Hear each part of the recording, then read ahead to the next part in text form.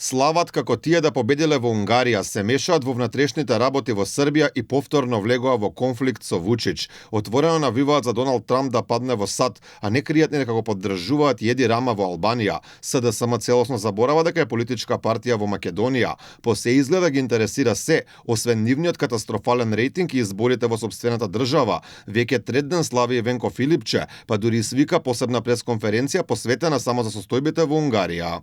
Историската победа во Унгарија испраќа јасна порака до целиот регион. Времето на автократите завршува. Паѓаат автократските режими.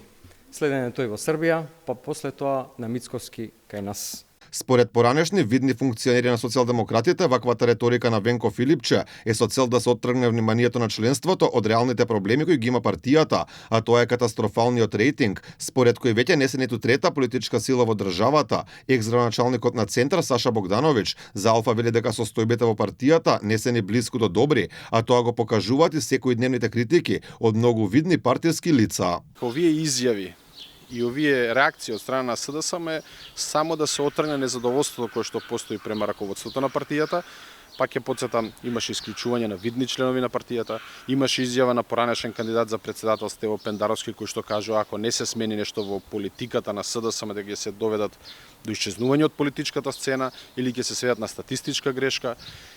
Кажав критика и од актуелен градоначалник од 6 кои се што ги има СДСМ дека треба да дојдат нови, свежи, млади сили кои што треба да направат некои процеси позитивни во партијата. Самите пораки кои Маѓар ги испрати веднаш по изборната победа, а тоа е дека Унгарија ќе продолжи со соработката со државите со кои веќе имаат партнерски односи, со што уште една теза на СДСМ паѓа во вода, бидејќи Македонија со Будимпешта има договори за билатерална соработка. Како демант на тврдењата на Филипче се и самите изјави на идниот унгарски премиер дека ќе продолжи соработката со Русија пред се во делот на енергетиката, бидејќи таква е географската положба и тоа е неизбежно. На победата на Маѓар највеќе се радуваат тие сили кои што бараат негирање, односно негирање на се што е македонско во Македонија, бришење на идентитетот и воедно и СДСМ. Унгарија и Македонија ги подигнале односите на некое стратешко партнерство. Значи тоа станува за народот, без разлика денес еден на вас и утре е друг.